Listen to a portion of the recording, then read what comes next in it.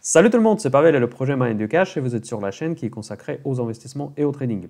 Ce dimanche matin, nous allons parler avec vous des dividendes des meilleures sociétés qui versent les meilleurs dividendes au monde. Donc ça sera une vidéo très intéressante pour ceux qui veulent constituer un portefeuille qui pourrait compléter vos revenus ou bien complètement remplacer vos revenus principaux, soit disant vivre de la bourse. Ça, c'est un rêve de beaucoup de personnes que je connais.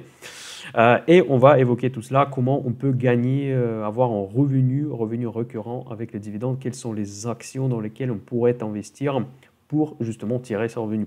Donc avant de commencer cette vidéo, comme d'habitude, je vous invite à vous inscrire à la chaîne, mettre la petite cloche pour être averti quand je publie des nouvelles vidéos, me mettre des likes parce que cela me permet vraiment de faire évoluer la chaîne, ça me remercie pour le travail que je fais gratuitement.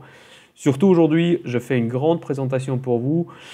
J'espère que ça va être utile pour vous et j'espère au moins que ça méritera un like parce que ça m'a pris quand même beaucoup de temps pour faire tout ce que je vais vous présenter aujourd'hui. Il y aura beaucoup d'informations intéressantes. En fait, cette vidéo sera structurée de manière suivante, c'est que d'abord je vais vous présenter évidemment de quoi il s'agit, donc après la liste des actions aristocrates des dividendes.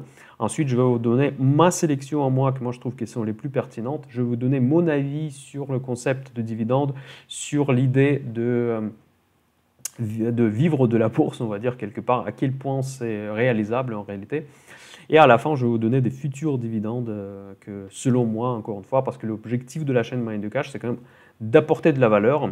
Ça, c'est avant tout. Donc, c'est que je ne veux pas juste vous montrer la liste des dividendes, qui est la liste des aristocrates des dividendes, qui est assez facile à trouver sur Internet. Mais par contre, je vais vous donner évidemment mon avis et comment concevoir le portefeuille qui est orienté au revenu passif. Donc voilà, et d'ailleurs pour ceux qui veulent soutenir la chaîne, vous avez un lien PayPal qui se trouve dans la description de cette vidéo. Et ça me fait énormément plaisir, c'est surtout pas le montant qui compte, mais le geste qui est très important pour moi.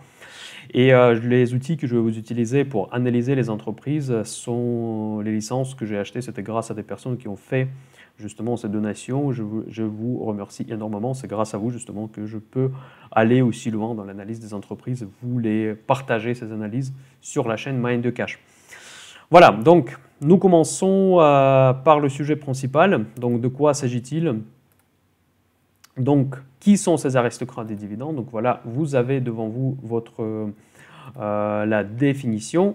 Donc ici, bon, la définition elle est un petit peu américaine parce que donc ces aristocrates des dividendes, ce sont des composants de l'indice S&P 500 qui ont augmenté leur versement de dividendes pendant les 25 années consécutives ou plus. Donc vous imaginez un peu, donc c'est quand même des entreprises qui sont quand même extrêmement généreuses envers ses actionnaires. Donc non seulement ils ont payé pendant 25 ans, mais ils ont encore augmenté systématiquement leurs dividendes pendant ces 25 années.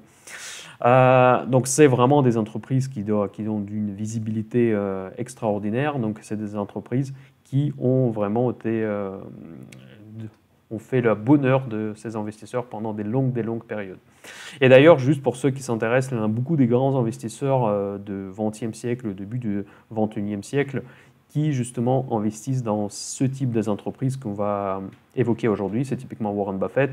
C'est d'ailleurs le fonds de Bill et Melinda Gates.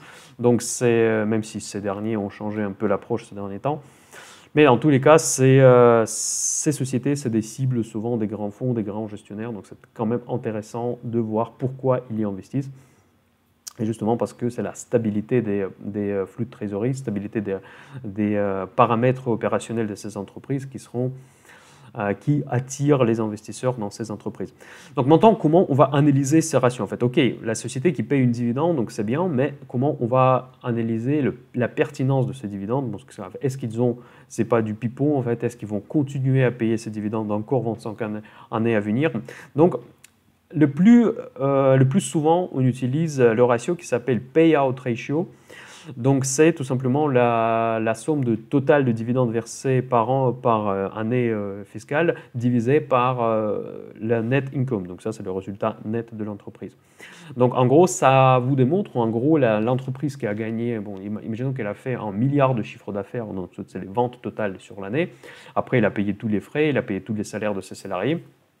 Donc, et finalement, on s'est retrouvé avec un résultat net de, disons, de 100 millions. Donc ces 100 millions d'euros, il peut décider quoi faire. Il peut soit capitaliser, donc ceux qui sont familiers avec la comptabilité le savent parfaitement, donc le capitaliser dans l'entreprise, soit bien le distribuer aux actionnaires sous une forme de dividende généralement. Bon, donc, et en fait, ce taux de versement de dividendes, la part de résultat net qui est versé aux actionnaires, c'est ce qui représente ce payout ratio. Voilà, donc il est exprimé en pourcentage, donc du coup entre 0, les sociétés qui ne paient pas du tout de dividendes, et 100% pour les sociétés, bon, même parfois au-delà de 100%, qui versent l'intégralité de leur résultat net sous une forme de dividende. Voilà, donc ça, quand on commence à dépasser les 100%, souvent c'est une alerte. En fait, ça veut dire que l'entreprise triche quelque part. Ça veut dire très probablement cette entreprise emprunte de l'argent pour verser les dividendes. Et la raison pourquoi elle veut maintenir ces dividendes, c'est-à-dire parce que ça veut dire qu'elle ne veut pas voir ses actionnaires fuir. Donc, vous voyez, donc ça peut être un très mauvais indicateur quand vous voyez que payout ratio qui est supérieur à 100%. Il y a un autre ratio que beaucoup considèrent plus important même que payout ratio, c'est le ratio de couverture des dividendes. Donc en fait, il est calculé tout simplement par le bénéfice par action annuel divisé par un dividende par action annuel. Donc c'est en fait, en gros, ils prennent le... En fait, je pense que je me suis trompé là, parce que la couverture, en tout cas la notion comme moi je la connais, je prends le cash flow, le free cash flow, parce que j'ai pris cette définition d'une source externe, on va dire. En fait, c'est le free cash flow, c'est la trésorerie nette de l'entreprise qui est divisée par le dividende. Donc, en fait, c'est quoi la différence entre le résultat et la trésorerie, pour ceux qui ne sont pas familiers avec la comptabilité? Donc les résultats, c'est une notion comptable, c'est comme je viens de vous expliquer, mais par contre, ce n'est pas nécessairement l'argent qui existent sur leur compte physiquement. Donc en fait, la trésorerie, c'est vraiment les versements et les débits de l'argent. Et finalement, quand vous allez arriver à la fin de l'exercice, on somme tous les débits et tous les crédits sur le compte. Et ce que reste, c'est la trésorerie. Il peut être négatif ou positif. Donc c'est vraiment l'argent dans la poche de l'entreprise, l'argent en cash qu'il a. Donc voilà. Donc en fait, ce ratio, il vous permet de garantir presque que l'entreprise elle est saine. En fait, bon, elle est saine du point de vue de sa politique des dividendes. Donc en fait, qu'elle a suffisamment même de trésorerie pour verser ses dividendes. Mais en fait, moi, j'utilise un peu moins ce deuxième ratio. Bon, je l'utilise évidemment parce que pour moi, elle est un peu trop restrictive. Donc, parce que la trésorerie, c'est quand même quelque chose assez délicat. Parce que ça peut fausser souvent les chiffres. Parce que si vous imaginez par exemple l'entreprise qui, dans l'exercice fiscal, a décidé de payer sa dette ou la partie de sa dette par anticipation, donc elle peut utiliser sa trésorerie qui existait déjà, et donc du coup ça va faire un débit énorme donc justement pour rembourser cette dette, et la trésorerie peut être finalement négative. Mais est-ce que c'est mauvais pour une entreprise? Je ne pense pas, parce qu'il y aura beaucoup moins de dettes, mais dans tous les cas, la trésorerie sera négative, du coup vous pouvez avoir l'impression que cette entreprise n'a pas suffisamment de cash pour payer ce dividende. Donc pourtant, c'est le cas parce que c'est juste exceptionnellement, l'entreprise a fait cette décision. Et l'inverse est possible, que l'entreprise peut vendre quelque chose, genre elle peut tout à coup recevoir énormément du cash, et donc du coup ça va faire beaucoup de trésorerie. Ça n'aura pas d'incidence, ça n'aura pas nécessairement l'incidence positive ou négative sur le résultat net comptable, mais par contre, la trésorerie va augmenter spontanément. Donc vous pouvez avoir l'impression, au contraire, que cette entreprise a largement de trésorerie pour payer ses dividendes, et ce n'est pas forcément le cas. Cette vente peut être forcée suite à un problème financier de l'entreprise. C'est tout à fait le contraire, qui peut ça signifier. Voilà, donc ça, c'est juste ces deux ratios qui sont très importantes. Mais juste pour vous orienter sur comment choisir les meilleures sociétés qui versent des dividendes pérennes, c'est qu'en fait, en gros, c'est la santé de l'entreprise qui est importante. Ces deux ratios, c'est très bien, mais regardez uniquement ces deux ratios, ce n'est pas suffisant pour être sûr que l'entreprise peut verser en cours pendant 25 ans les dividendes de manière pérenne, que vous pouvez, par exemple, faire dépendre votre budget personnel de ces entreprises. Donc il faut vraiment regarder tous les ratios que nous regardons dans mes vidéos, en fait, que vous savez parfaitement déjà. Si vous suivez la chaîne Money in the Cash, si ce n'est pas le cas, inscrivez-vous pour les suivre. Donc c'est la rentabilité, c'est le niveau de dette, c'est valeur entreprise divisée par EBITDA, donc sur le résultat net. Donc tous ces paramètres en fait opérationnels qui permettent de dire que cette entreprise est efficace. Donc cette entreprise, elle est saine de point de vue financier, c'est ça que peut vous dire que voilà, le dividende elle peut payer. Ces ratios-là, ils sont très orientés dividendes, mais ce n'est pas suffisant de les regarder. C'est un peu le message que je voulais vous passer sur ce slide. Donc cette présentation sera longue parce que je sais qu'il y en a certains qui préfèrent qui aiment mes vidéos quand elles sont longues et certains qui préfèrent plus courtes. Mais bon, j'ai fait plusieurs vidéos courtes cette semaine, donc celle-ci sera longue, mais j'espère que ça va être quand même intéressant. Vous pouvez vous faire un thé ou café, ou je ne sais pas ce que vous prenez le matin. Comme ça, moi, je me suis fait un thé. Et voilà, donc on va passer au slide suivant. Voilà, maintenant, on va regarder comment ces aristocrates, en fait, cette liste des aristocrates des dividendes que vous allez voir tout à l'heure, comment ils se comportent sur la durée par rapport au l'indice S&P 500, qui est l'indice benchmark pour quasiment toutes les bourses mondiales. Et ici, dans cette vidéo, on parle principalement des aristocrates du S&P 500. Et évidemment, il y a des aristocrates de dividendes en Europe également, donc ce n'est pas uniquement réservé à l'Amérique. Mais par contre, il y a d'ailleurs moins. En fait, je pense que le choix des aristocrates des dividendes est moins important en Europe qu'aux États-Unis. Mais dans tous les cas, vous allez observer plus ou moins les mêmes tendances. Comme je vous dis à chaque fois, tous les indices sont corrélés, donc on est tous sur le même bateau. Donc voilà, vous pouvez voir que la ligne bleue, justement, la ligne qui représente S&P 500 dividendes, il y a l'indice en fait qui est publié par la société S&P 500 Global, qui d'ailleurs elle-même fait partie des aristocrates des dividendes, cette société, donc c'est assez rigolo. Et là, un indice de ces actions, de cette sélection d'actions dont on parle aujourd'hui. Et vous voyez qu'elle surperforme largement, cette ligne bleue se trouve toujours sur la durée. En fait, il faut faire quand même attention que l'échelle de ce graphique elle est quand même très grande, donc en petit décalage, ça représente un certain nombre de pourcents d'écart par rapport entre les deux indices. Et on peut voir qu'entre 2016 et 2017, elle surperformait largement l'indice S&P 500. Mais par contre, ce qui est intéressant d'observer, c'est que presque pour la première fois, j'ai envie de dire, que les aristocrates de dividendes sous-performent le marché des S&P 500, c'est à partir de la crise que nous vivons toujours, la crise de coronavirus, de Covid-19. À partir de mars 2020, ce n'est plus le cas.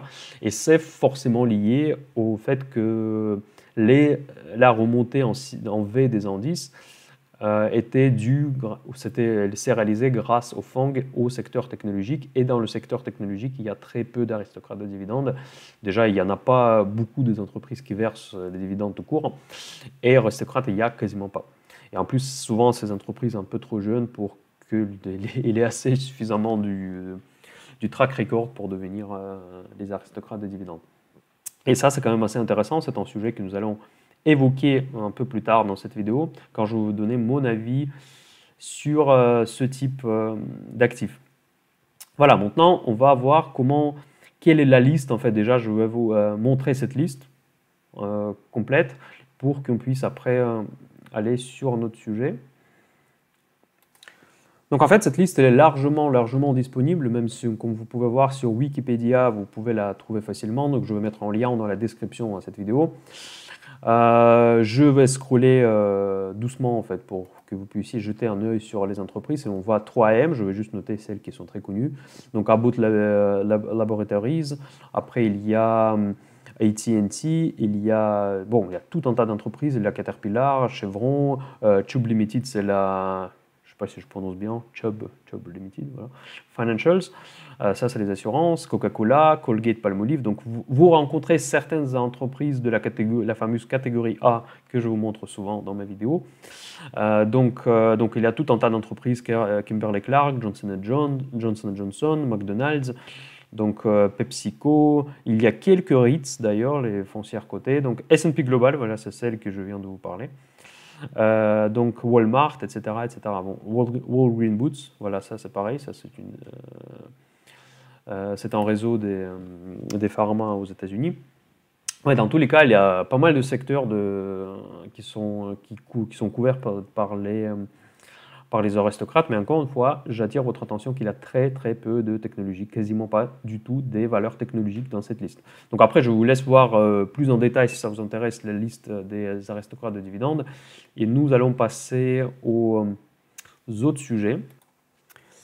Eh bien, le sujet comment investir, hein, quelles sont les différentes façons d'investir dans ces entreprises aristocrates de dividendes. Donc, une des façons de tout simplement acheter un ETF, parce qu'aujourd'hui, la gamme des ETF proposés sur le marché est très large et très riche. Donc, il y a une catégorie des ETF qui s'appelle stratégique, donc qui implémente une certaine stratégie, et stratégie d'aristocrate des dividendes, elle est très connue. Donc en fait, évidemment, il y a un ETF, il y en a sur plusieurs places. Donc là, ce que je vous montre aujourd'hui, c'est celui de ProShares. Donc il y en a certainement chez les autres émetteurs de ETF. Mais en tout cas, voilà, on va regarder cela aujourd'hui. Donc c'est une des façons la plus simple en fait pour y investir. Donc dans ce cas-là, vous achetez toute cette liste et vous n'avez pas à faire du stock picking. Et évidemment, dans cette vidéo, nous allons faire du stock picking parce que c'est le but un peu de projet Mind de Cash, parce que là, je vais vous donner mon avis sur des entreprises dans cette liste qui, moi, je trouve les plus intéressantes. Il y en a beaucoup qui sont intéressantes, mais je vais vous proposer quelque part un portefeuille modèle pour avoir cette exposition en direct. Donc ça, mais la première façon de le faire, c'est juste d'acheter cet ETF, que donc vous voyez d'ailleurs les paramètres sur votre droite. Donc, et vous pouvez, après ça c'est sur notre slide, vous allez voir aussi les secteurs, la répartition sectorielle de ces actions. Donc voilà, ça c'est... Voilà, quels sont les secteurs où on trouve généralement ces aristocrates des dividendes? Donc 25% presque, c'est l'industrie. Donc voilà, donc ça déjà, là, j'attire la troisième fois dans cette vidéo votre attention que l'industrie pèse énormément dans cette stratégie.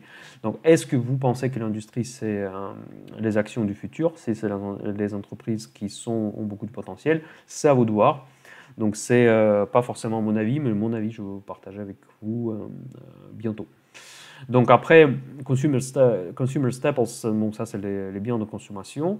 Ensuite, les matériaux, les financières, les healthcare. Donc là, je vais évoluer aussi cette idée parce que moi je trouve que healthcare d'ailleurs c'est très bien. C'est probablement des meilleurs composants des aristocrates de dividendes parce que en fait ils ont une visibilité plus longue en fait. Parce que là, ça c'est les entreprises qui ont déjà prouvé qu'ils peuvent payer les dividendes de manière pérenne pendant 25 ans, mais pour les healthcare, je suis plus ou moins certain qu'elles vont encore pouvoir les payer. Tandis que je ne suis pas aussi certain pour les industriels et pour les consommations de base. Ça dépend. Voilà. Ensuite, il y a de l'immobilier, il y a de l'énergie, il y a des utilities. Utilities, c'est les collectivités locales. Donc ça, encore une fois, ça c'est un secteur qui traditionnellement paye des dividendes très riches, mais par contre, il faut quand même faire attention, c'est des secteurs extrêmement régulés et vous pouvez, ce que vous gagnez en dividende, vous pouvez aussi vite perdre sur le prix d'action. Et la technologie, ça pèse même pas 2%. Donc, et pourtant, ça, c'est le secteur le plus driver des tendances, driver de valorisation boursière aujourd'hui. Donc voilà, donc ça c'est des secteurs dans lesquels vous trouvez le plus d'aristocrates de dividendes. Quelque part, c'est logique. Parce qu'évidemment, 25% d'histoire des dividendes, ça présume déjà que l'entreprise elle est assez vieille. Donc c'est une entreprise qui a une longue histoire derrière elle. Et les technologies, évidemment, ils n'ont pas encore eu le temps pour écrire cette histoire. Voilà. Ensuite, ça c'est les positions de ce fonds, de cet ETF. Et d'ailleurs, je vous conseille dans beaucoup de cas, si vous voulez investir dans un secteur, certainement vous cherchez des actions qui sont des leaders du secteur, les actions qui sont les plus importantes.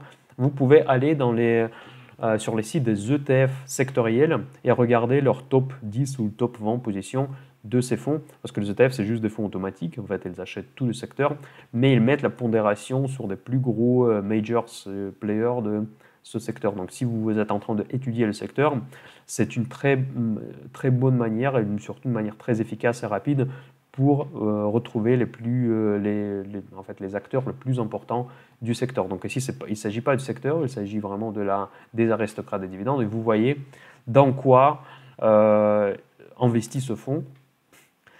J'attire aussi votre attention que donc ça, c'est les sociétés Albert Merle, Essex, Federal Realty, ça c'est l'Investment Trust, si je me souviens bien.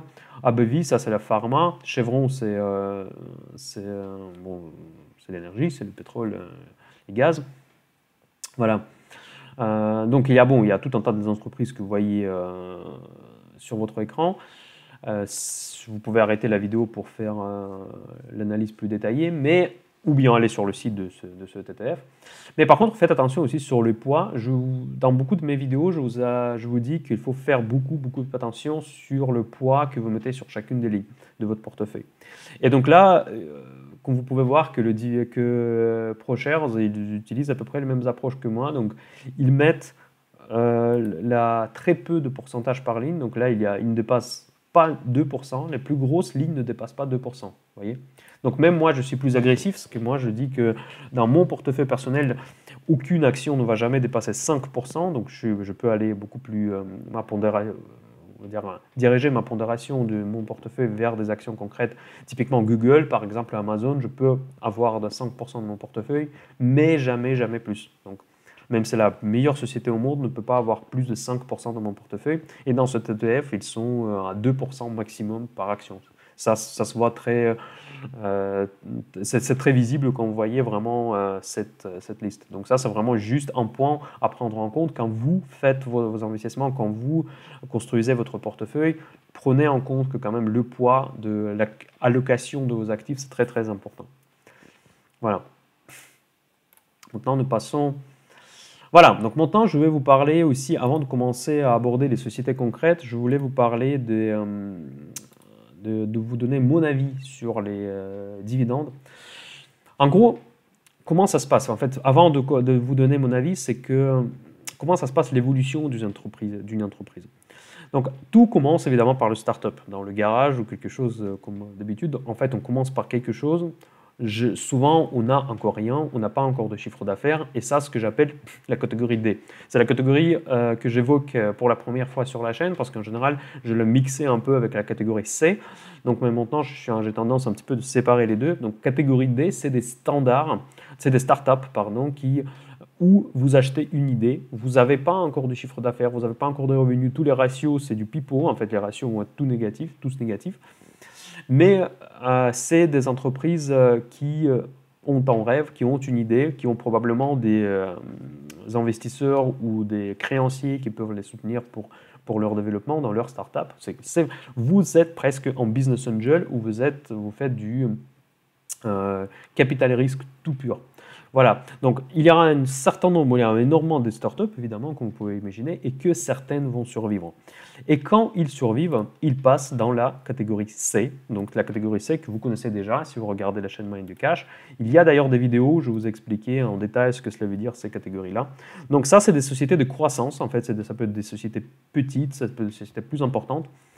Mais typiquement, dans la catégorie C, vous allez retrouver par exemple NIO, Tesla, des différentes biotech, des sociétés dans le solaire, dans les énergies renouvelables, en fait, qui ont une croissance de chiffre d'affaires importante, ou qui les ratios peuvent être stratosphériques, comme Tesla. Bon, moi, je ne défends pas Tesla, en fait, je ne dis pas que c'est une action correctement valorisée, même tenant compte de son potentiel.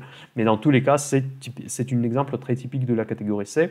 Et donc, le cours peut s'envoler parce que cette entreprise a déjà fait des preuves, elle a déjà des clients, elle ne gagne pas encore de l'argent, mais elle a du chiffre d'affaires. Mais si elle gagne de l'argent, c'est encore mieux parce que dans ce cas-là, elle va s'envoler complètement dans la stratosphère. C'est vraiment le moment quand vous allez gagner le plus sur cette entreprise parce qu'elle peut faire X fois. Voilà. Donc là, c'est vraiment ce que, si je reprends les termes de Peter Lynch, c'est les vous pouvez faire 10 baggers, 100 baggers même, donc les sociétés qui ont fait X fois la mise, 10 fois la mise, 100 fois la mise, c'est tout à fait réalistique dans la catégorie C. Donc, mais inévitablement, à partir d'un moment, la société arrive à un certain niveau de maturité. Donc, cette société, en fait, il retrouve sa place sur le marché, elle commence à avoir de la concurrence, parce qu'évidemment, si le secteur est rémunérateur, donc évidemment, il y aura d'autres acteurs qui vont y arriver, peut-être avec des technologies plus à jour. La société, quand on était en train de grossir, elle a plus de charges, plus de salariés, plus de legacy, plus de mauvaises décisions aussi qu'ils ont prises dans le passé.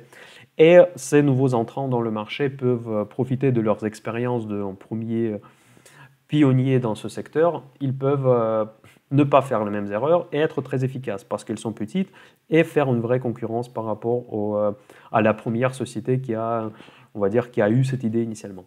Voilà, donc, et cette société se transforme dans la catégorie B, donc là, qu'elle commence à fonctionner correctement, donc c'est une entreprise, et c'est souvent là qu'elle commence à verser les dividendes. Parce qu'ils commencent à avoir aussi de la concurrence, non au niveau de leur marché, mais aussi au niveau des investisseurs. Parce que les investisseurs peuvent changer d'avis parce qu'ils ont fait déjà de l'argent pendant que l'entreprise faisait partie de la catégorie C, et maintenant ils peuvent vouloir partir investir dans les concurrents qui ont probablement plus de potentiel. Et c'est là l'entreprise prend la décision de commencer à verser les dividendes. Elle peut rester très longtemps dans cette catégorie B.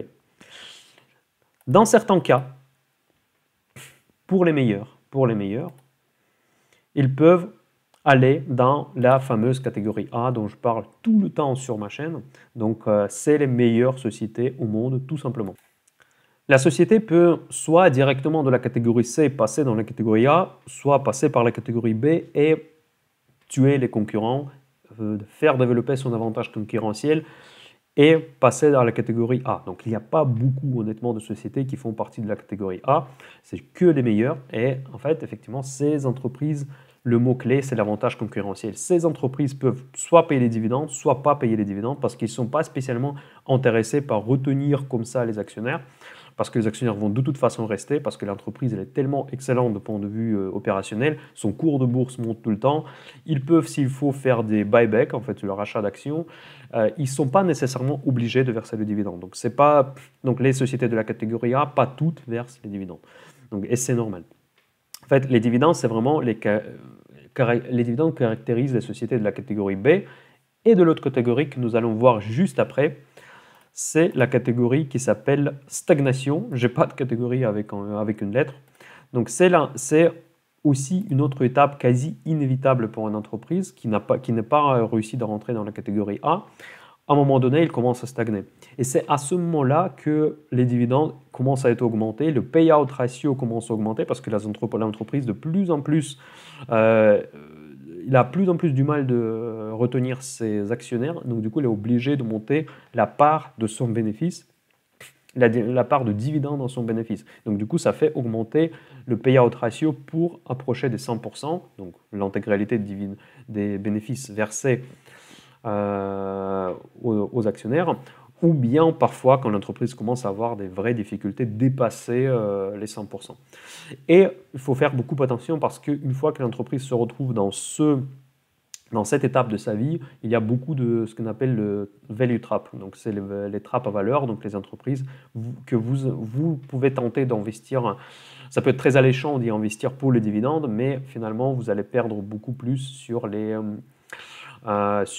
cours de l'action. L'exemple, c'est General Electric. Typiquement, en plus, c'est un excellent exemple. C'est un ancien aristocrate des dividendes qui a fait une histoire glorieuse, mais finalement, l'entreprise, il a frôlé complètement la faillite. Bon, évidemment, ils ne vont pas faire faillite pure et simple, parce que c'est une entreprise opérationnellement super importante, mais dans tous les cas, c'est cette entreprise qui est descendue vraiment très très bas à partir de ses plus hauts. Voilà, donc il faut quand même faire beaucoup attention. Pourquoi je vous dis tout ça? C'est que pour moi, les dividendes, c'est un peu comme disait Julien Flot aussi dans son interview, c'est presque pour moi une cerise sur le gâteau. Dans certains cas, moi, je pourrais investir dans des dividendes si l'entreprise est vraiment saine, je vois quelque chose de particulièrement intéressant dans son business model. Ou bien si c'est une société qui fait partie du secteur qui est éternel, comme par exemple le healthcare. Donc, par exemple, dans le healthcare, on peut investir pour les dividendes parce que les entreprises peuvent être volatiles en bourse, mais par contre, leurs dividendes sont généralement stables.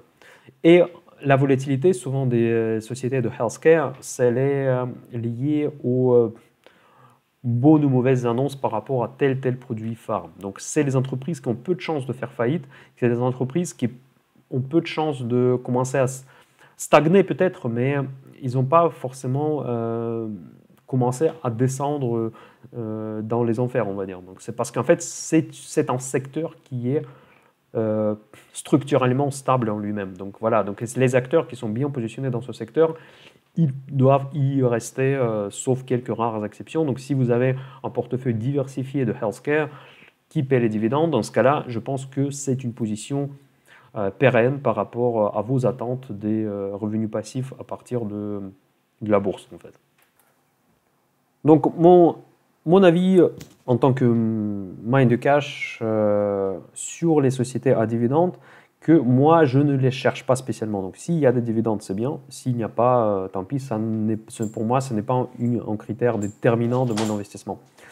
Donc pourquoi? Tout simplement parce que moi je m'oriente plutôt mes investissements vers la catégorie C, un peu de catégorie D, beaucoup moins parce que c'est vraiment une stratégie très particulière, mais aussi la catégorie A quand l'opportunité se présente. Parce que vraiment, les opportunités sur les catégories A se présentent très rarement. Et donc, du coup, quand il y en a, donc c'est pendant les grandes crises, quand les grandes chutes de marché, mais quand il y en a une opportunité, j'essaie de les attraper, cette chance d'investir dans des entreprises de catégorie A. Donc, et du coup, les catégories B et les catégories, bon, évidemment, en stagnation, ça m'intéresse un peu moins. Dans les stagnations, en fait, c'est ce qui est assez rigolo parce que moi, j'ai commencé à me former en bourse avec des livres de Benjamin Graham, de Warren Buffett n'a pas écrit de livre, mais un petit peu dans la philosophie de value investment. Et donc, souvent, on tombe dans les sociétés qui stagnent dans le contexte de value investing. Parce qu'en fait, c'est souvent les entreprises qui sont sous-évoluées parce que le marché sait que les entreprises stagnent et il sait qu'ils ne sont pas en croissance mais en décroissance. Donc c'est pour ça que c'est assez compliqué d'y investir.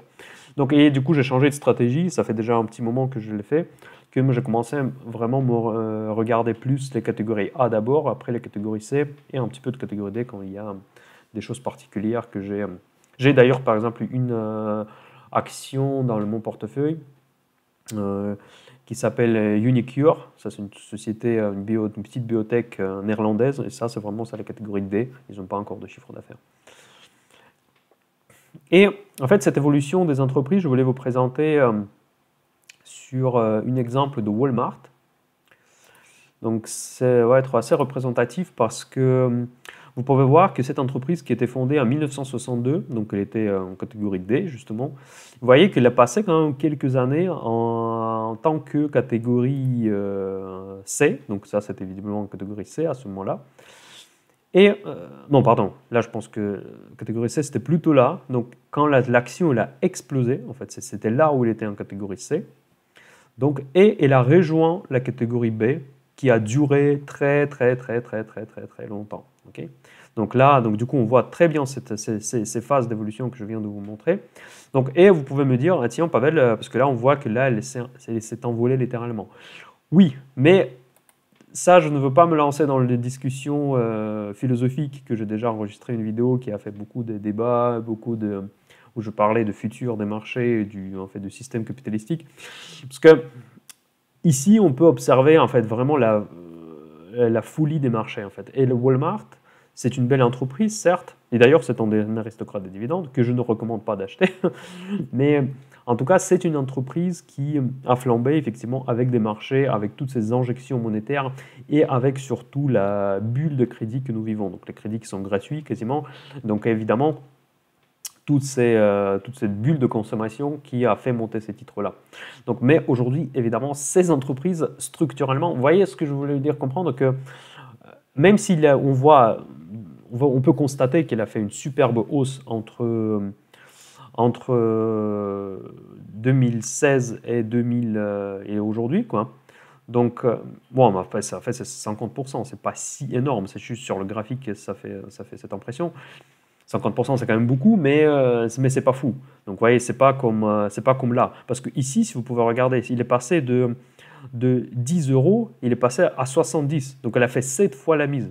7 fois, vous pouvez dire. Et si vous investissez là, Donc là, il était à 3-4 dollars. Donc, cette entreprise qui a fait beaucoup de fois. Ici, c'est ridicule. En fait, ce graphique, c'est ridicule par rapport à ce qui s'est passé là. Donc, c'est ça qui est important à comprendre. Et en plus, cette dernière phase de hausse, et les sommets qu'on observe aujourd'hui, c'est purement, pour moi en tout cas, c'est purement lié à les politiques des banques centrales, au système méga endetté, au système où on pousse les gens à consommer à crédit ou pas à crédit, n'importe comment. Donc c'est vraiment ça qui fait profiter. Mais le modèle de Walmart, c'est du has-been. Vous voyez, donc c'est ça que je veux vous dire, c'est que cette entreprise, elle va commencer à stagner au moment donné, à moins qu'elle se transforme dans un Amazon, mais je ne vois pas ça comme une réalité probable, comme une éventualité probable.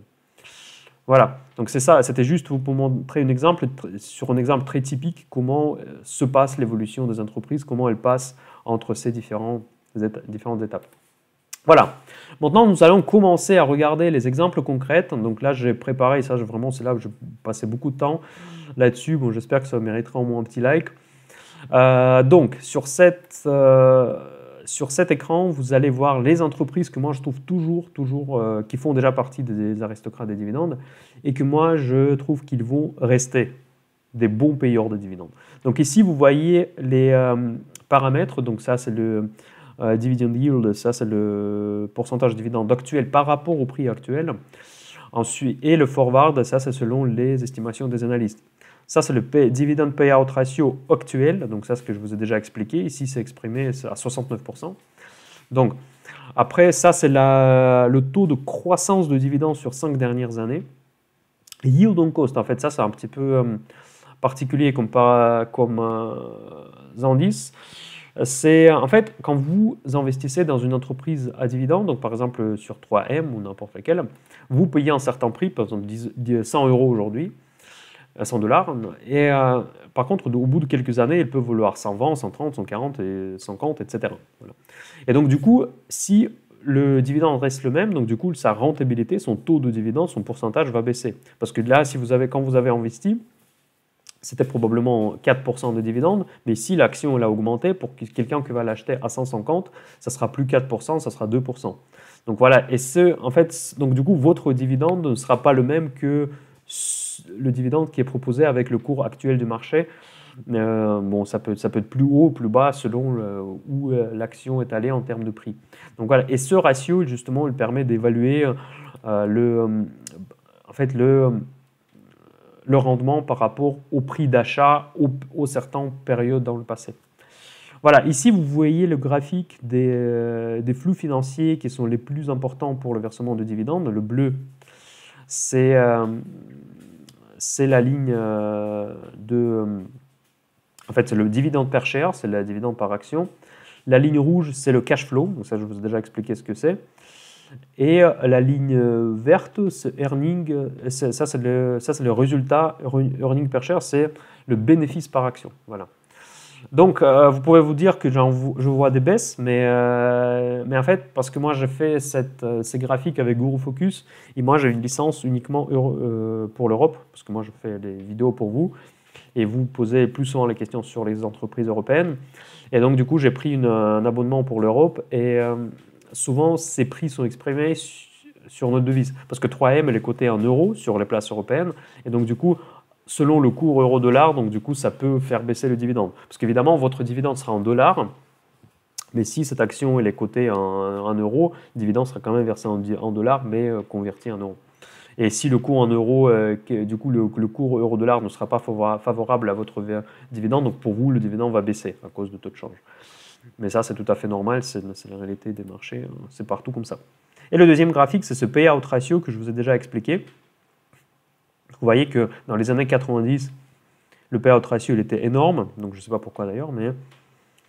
Et maintenant, il est baissé pour atteindre des niveaux raisonnables, toujours autour de 50%, ce qui est tout à fait normal. Donc, ils versent la moitié de leurs résultats net sous une forme de dividende. C'est tout à fait normal pour une entreprise de catégorie B, catégorie stable. Et la 3M, c'est une entreprise qui, pour moi, pourrait prétendre même aller dans la catégorie A. Voilà.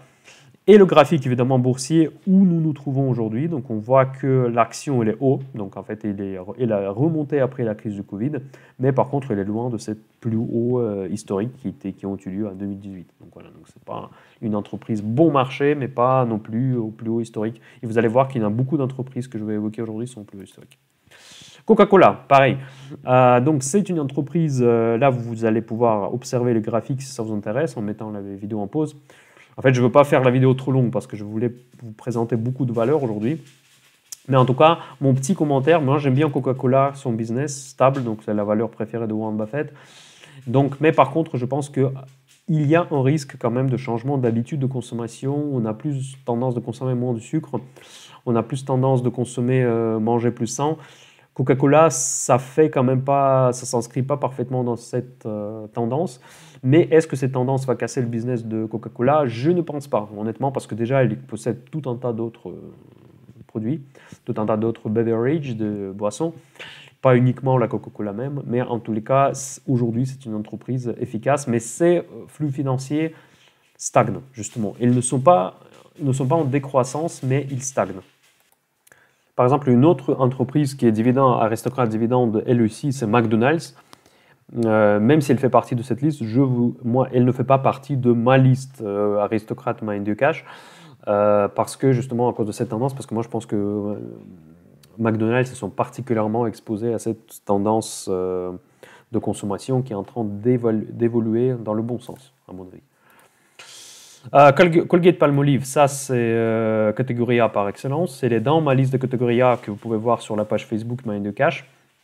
Donc ici, vous voyez encore une fois, donc ça c'est, en fait cette action, vous voyez, elle était introduite en bourse européenne visiblement en 2010-2011, et donc là j'ai des statistiques uniquement à partir de cette époque-là, mais bon, croyez-moi sur parole que ils versent bien les dividendes même avant. Donc ici vous voyez déjà c'est les dividendes assez intéressants, de plus de 2%, bon, selon les normes des taux actuels c'est assez bien. Encore 56% seulement de payout ratio, c'est pas trop mal, et vous voyez donc tous les paramètres sont devant vous, mais par contre le prix, comme toute la catégorie A, ça paye cher. Donc je vais aller un petit peu plus vite pour ne pas vous ennuyer trop. Voilà, Johnson & Johnson. Par contre là, ça fait partie de mes secteurs préférés. Donc ça c'est le healthcare. Et ici vous allez, bon, on est proche au plus haut, mais c'est aussi quelque part, bon, grâce, j'ai pas envie de dire grâce à la crise de Covid, mais en tout cas à cause de la crise de la Covid, donc il y a beaucoup de sociétés pharmaceutiques qui ont bénéficié en termes de cours de bourse, et Johnson & Johnson n'est pas une exception. C'est une excellente entreprise que moi j'aimerais bien avoir dans mon portefeuille, mais vu le prix, je ne l'ai pas encore malheureusement.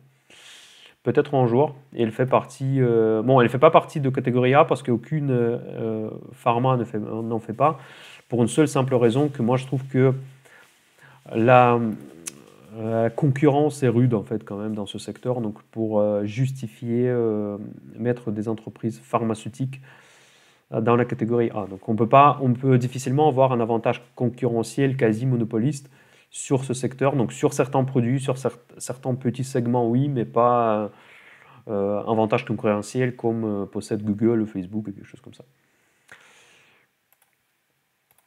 Voilà, Procter & Gamble, donc ça c'est une société, ça me fait un peu mal de la montrer parce que je l'avais dans le portefeuille, je l'ai vendu trop tôt, largement trop tôt. Je suis assez, bon, c'est triste pour moi parce que de le voir maintenant monter et continuer à monter tout le temps. Mais encore une fois, ça c'est typiquement l'entreprise qui paye parfaitement ce dividende. Et elle fait partie aussi de la catégorie A, mais maintenant du coup c'est trop tard, le train est parti, moi je ne peux plus l'acheter. Et par contre, ça fait longtemps qu'elle est cotée sur la bourse européenne, vous voyez que ces flux de trésorerie ne cessent pas de monter. Donc ils ont eu une erreur de parcours visiblement au niveau de récemment, en 2016, je ne sais pas ce qui s'est passé, je n'ai pas suivi honnêtement. Mais en tout cas, voilà, donc c'est une entreprise qu'il faut avoir absolument si vous voulez avoir un portefeuille dividende. Mais par contre, les dividendes quand même sont pas mal. Donc on s'approche de 3%. Par contre, payout ratio commence à 0,7, ça commence à être assez important. Et la croissance de dividendes n'est pas énorme, mais c'est une entreprise quand même très très stable, plus que stable, mais qui ne stagne pas. Justement, dans cette liste, j'ai choisi les entreprises qui sont, selon moi, qui sont très bonnes, qui ont une très belle histoire, mais qui ont encore du futur, qui ne stagnent pas aujourd'hui, qui ont toujours leur place dans la vie moderne, dans l'économie moderne. Voilà, donc Procter & Gamble. Ensuite, voilà, ça c'est une entreprise que moi j'aimerais bien, elle est dans ma liste B. En fait, ça c'est une pharma, mais c'est une entreprise que j'ai du mal à acheter parce que, bon, vous voyez le graphique, c'est vraiment la ligne droite vers le haut. Et c'est un aristocrate des dividendes. Bon, j'ai dû l'acheter encore une fois ici à 70. Donc, vous voyez, donc là, il a presque doublé depuis mars. C'est fou. C'est fou de le dire, hein, franchement, parce que là, quand je vois ce graphique, et ça fait un moment que je la regarde, bon, il y a énormément d'entreprises que je regrette de ne pas avoir acheté en mars dernier. Et Abbott, ça en fait partie. Donc ça, c'est une pharma excellente pour mettre dans votre portefeuille si vous voulez vivre de dividendes. Donc c'est parce que là, c'est une entreprise qui va forcément bien performer encore très longtemps. Bon, les dividendes, par contre, il est très faible, avec un payout ratio qui s'approche de 70%. Bon, il est plus de 70% déjà. Mais bon, après, en tout cas, c'est quand même assez une visibilité très, très longue. Voilà, c'est ce que je vous ai déjà parlé. S&P Global Market Intelligence, c'est les entreprises, c'est une des sociétés de notation aussi, en fait, et c'est une entreprise qui émet des indices, dont l'indice des aristocrates. Elle fournit, bon, c'est un peu, en fait, il y a trois grandes agences de notation, c'est S&P, Fitch et Moody's, en fait. Tous les trois, je crois que Fitch non, mais Moody's, c'est sûr qu'elle est cotée. Et en fait, toutes ces entreprises ont des avantages concurrentiels énormes. Personne ne peut les détrôner malgré leur mauvaise réputation après la crise 2008-2009. Dans tous les cas, ils gardent leur avantage concurrentiel de point de vue de ratio des différents actifs. Bah, par contre, les dividendes, elle est très faible, donc du coup, il faudra mettre beaucoup d'argent dedans pour pouvoir en tirer quelque chose. Et payout ratio, par contre, elle est 26%, donc il y a une chance qu'ils vont monter le dividende. Mais en tout cas, voilà, vous voyez, monter à partir de cette base, c'est pas compliqué. Donc, en tout cas, je la mentionne parce qu'elle fait partie de la liste et c'est une entreprise excellente, bien évidemment. General Dynamics, voilà, donc ici c'est un peu plus délicat parce qu'il s'agit de la militaire, en fait, c'est vraiment, ils produisent des véhicules de combat, des systèmes d'armes et de munitions, en fait, c'est plutôt, ils font des chars aussi, mais en tout cas ici il y a un côté éthique, parce que bon, après moi je n'ai pas de position claire pour moi-même encore par rapport à ce genre d'entreprise. Dans le passé, il m'arrivait d'investir dans son concurrent Lockheed Martin. Mais je ne sais pas si je le referai parce que c'est quand même investir quelque part dans la guerre, en fait, dans la violence entre les pays, on va dire, quelque part. Et vous allez profiter, on va dire, des conflits armés dans le monde. Donc après, en fait, je veux pas transmettre mon point de vue, mais en tout cas pour moi, c'est quand même borderline de point de vue éthique. Donc chacun a ses propres convictions. Moi, j'ai aucun avis par rapport à cela. Mais en tout cas, je ne suis pas certain que je leur referai des investissements. Par contre, là, sur le coup, c'est assez intéressant de point de vue de la rentabilité. Parce que 38% seulement de payout ratio et 3% de dividendes pour une entreprise avec une visibilité excellente. Les cours ne sont pas au plus haut. Donc là, on est assez intéressant. Tout ce que je peux dire, c'est que c'est une entreprise intéressante à investir. Encore une fois, si vos valeurs, vos normes éthiques le permettent. Et je ne vais jamais critiquer les gens qui l'achèteront, mais dans tous les cas, ça sera probablement pas moi. Voilà, donc la prochaine société, c'est Walgreen Boots Alliance. Voilà, c'est une société qui a chuté d'ailleurs. Donc là, justement, je diversifie un petit peu ma liste. C'est une société qui est bas aujourd'hui. C'est une société, c'est un réseau des pharmacies aux États-Unis. Mais par contre, elle est basse. Mais je vais vous montrer un petit peu ses ratios. Sa santé financière, certains de ces ratios me dérangent. En fait, je crois que c'est PER qui est à l'ordre 60, donc moi je trouve que c'est beaucoup. Après, je ne sais pas à quel point. En fait, PER, c'est pas mon ratio préféré, pour être honnête. Mais ici, je vois que, vous voyez, qu'il y a énormément de dettes donc, pour cette entreprise. Donc, cash ne représente que dalle par rapport à la dette. Debt to equity, en fait, c'est quand même énorme aussi parce qu'il est presque à 200%. Pourtant, elle est profitable. Bon, selon les valorisations ici, c'est sous-évolué, mais par contre, quand je vois sous-évolué avec 75% de PE, forward PE, elle est à 8 seulement. Donc peut-être il y a quelque chose que je ne connais pas sur cette valeur, parce qu'apparemment, ces 75 PE, c'est lié peut-être au Covid, à la fermeture des pharmacies ou quelque chose comme ça. Je pense. Encore une fois, mais quand même, la dette gigantesque, ça me paraît quand même un peu frustrant par rapport à cette valeur. Mais en tout cas, je garde l'œil là-dessus. Peut-être que ça sera un de mes premiers investissements. Il faut que j'investigue un petit peu. Dites-moi dans les commentaires d'ailleurs si vous suivez cette valeur, parce que c'est quand même une valeur de réseau de pharmacie. C'est la plus grosse aux États-Unis, si je ne me trompe pas. Et probablement, je la mettrai dans le portefeuille Mind du Cash. On en discutera au début du mois prochain. Inscrivez-vous d'ailleurs, hein, si vous n'êtes pas inscrit ou inscrite. Sur la chaîne pour que je puisse pour que vous puissiez voir après mes prochaines vidéos sur mon portefeuille, sur le portefeuille PEA et le portefeuille des REITs. Ok, voilà, donc on va aller, j'essaie encore d'aller plus vite. Bon, Caterpillar, je ne veux pas trop m'arrêter là-dessus parce que bon, vous le connaissez, 2,7% de dividendes. La société de l'industrie, donc parfait. Donc, par contre, elle est au plus haut, encore une fois, donc c'est trop cher actuellement. Arrêtez la vidéo si ça vous intéresse un peu plus les ratios, mais là, ici, j'ai pas grand-chose à dire. Voilà, et TNT, voilà, typiquement, là, j'ai un avis assez critique parce que c'est une entreprise qu'on pourrait mettre dans le portefeuille. Il s'en sort pas trop mal parce qu'il achète tout et n'importe quoi. En fait, ce que j'aime bien, la seule chose que j'aime dans les TNT, elle est dans mon portefeuille Mind the Cash, mais je veux m'en débarrasser.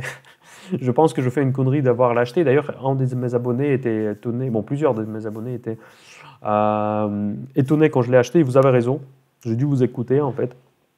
En fait, bon, j'ai pas perdu beaucoup d'argent, je crois, je dois être à moins 3%, un truc comme ça.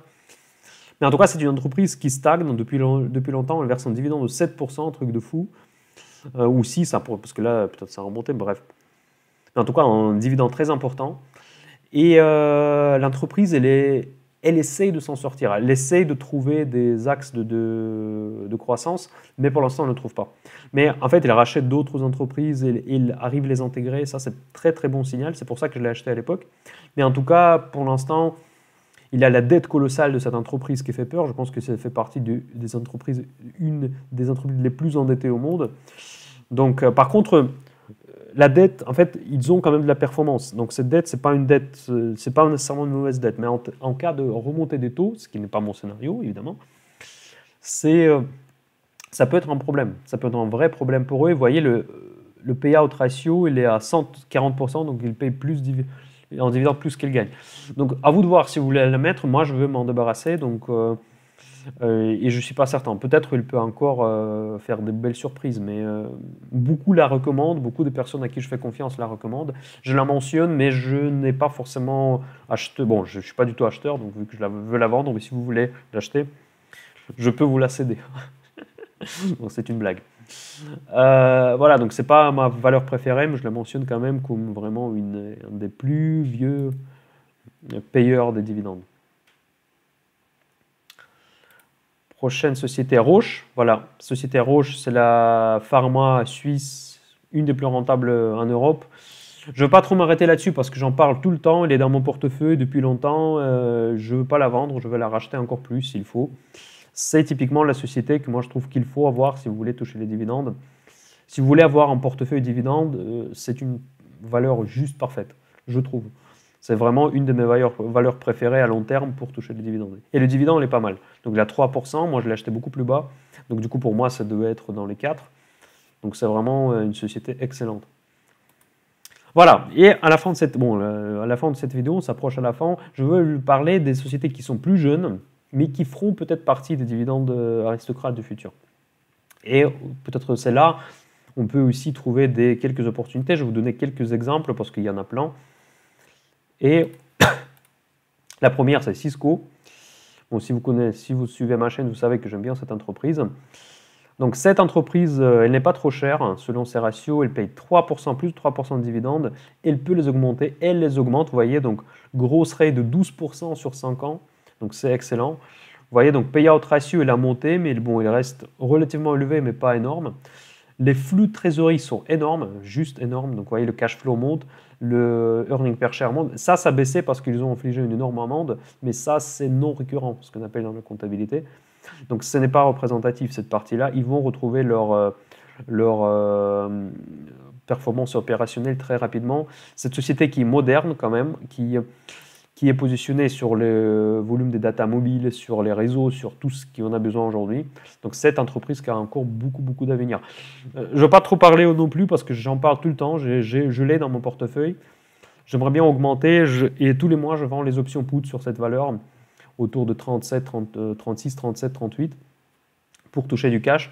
Et si jamais elle descend en dessous, moi je suis acheteur en dessous de 30, autour de 37 et plus bas, j'achète les yeux fermés. Voilà. Oracle, voilà, c'est une autre valeur aussi qui monte, mais Oracle c'est particulier parce que bon, déjà leur grosse part de leurs revenus ils viennent de support parce que c'est le plus gros société des bases de données, je pense, mais leurs bases de données, ils sont dans toutes les grosses boîtes presque. Et personne ne veut changer, parce que changer une base de données pour une entreprise, moi je suis informaticien à la base, donc je le sais parfaitement, c'est no way, quoi. Vous n'allez jamais avoir approbation de votre management pour faire ce changement technique. Et donc du coup, il bénéficie d'une énorme historique des clients, et c'est une entreprise qui va encore prospérer dans pas mal de temps. Mastercard, je pourrais aussi mettre Visa, c'est juste que le logo je préfère. Et c'est une entreprise catégorie A que je n'ai pas malheureusement, mais j'aimerais bien, je rêve de l'avoir dans mon portefeuille. C'est l'aristocrate des dividendes du futur pour moi. Peut-être déjà, je ne sais pas d'ailleurs, moi je crois pas de l'avoir vu dans la liste, mais en tout cas, ils ne sont pas loin d'y être. Donc vous voyez, donc là, en fait, ils montent le dividende de 18, presque 19% bientôt, en moyenne pendant 5 ans. Et ça ne représente que 23% de leurs résultats. Mais le dividende, il est minuscule. Donc c'est juste pour dire que je paie les dividendes, quoi. Voilà. Et c'est tout. Donc c'est tout pour cette présentation. Et à la fin de cette vidéo, je voulais vous dire que ce que je voulais vous parler, c'est que comment organiser votre portefeuille pour toucher les dividendes. Moi, je pense que ça vaut déjà une vidéo à part, donc dites-moi dans les commentaires si vous voulez que je développe plus ce sujet. Mais dans tous les cas, pour moi, il y a les autres payeurs de dividendes qui sont encore plus sûrs que tout ce que nous avons vu tout à l'heure. C'est les REITs. Il y a une catégorie sur la chaîne Mind de Cash des REITs, donc les foncières cotées, parce que contrairement à toutes les entreprises que vous venez de voir, les REITs sont obligés de verser les dividendes. Donc s'ils ont gagné en millions d'euros, ils vont verser nécessairement 900 000 sous une forme de dividende. Donc c'est la loi parce que ces entreprises REITs ne paient pas les impôts sur les sociétés. Donc ça, si vous voulez avoir un portefeuille qui est orienté aux dividendes, pour moi, vous êtes obligé d'avoir une couche des REITs. Par exemple, je ne sais pas, le répartition de pourcentage, c'est un petit peu difficile à dire, mais je voyais très bien le portefeuille dividende, si c'est ça votre objectif. Moi, ce n'est pas le mien, c'est pour ça que je parle, si ça vous intéresse d'avoir un portefeuille de dividende, moi je verrais 60% peut-être, bon, je ne veux pas vous avancer des chiffres, mais en tout cas au moins 20% des REITs dans votre portefeuille de dividendes. Et les REITs, il faut diversifier à fond, acheter sans entreprise si vous voulez. Parce qu'en fait, les REITs, vous pouvez acheter tout n'importe quoi, mais à condition que ça soit très diversifié. Très diversifié. Voilà. Et évidemment, ces entreprises, que si vous voulez quand même que ce ne soit pas que des REITs, c'est profiter éventuellement des hausses des marchés, etc. Donc, vous pouvez avoir aussi une couche supplémentaire dans votre portefeuille des valeurs que nous venons de voir ensemble. Mais n'oubliez pas que les REITs, c'est un excellent véhicule pour avoir des revenus passifs de la bourse et finalement de vivre de la bourse. C'est que leur rêve de beaucoup de personnes. Bon, j'espère que cette vidéo vous a plu. Donc, mettez-moi des likes, c'est super important. Pour ceux qui veulent me remercier encore plus, vous avez un lien PayPal pour faire une petite donation. Merci beaucoup pour votre attention si vous êtes là. Donc, ça veut dire que vous êtes vrai fidèle abonné de Mind de Cash. Je vous remercie déjà. Voilà, donc je vous souhaite le bon dimanche et tout le meilleur, Mind de Cash, et à bientôt sur la chaîne. À très bientôt. Bye bye.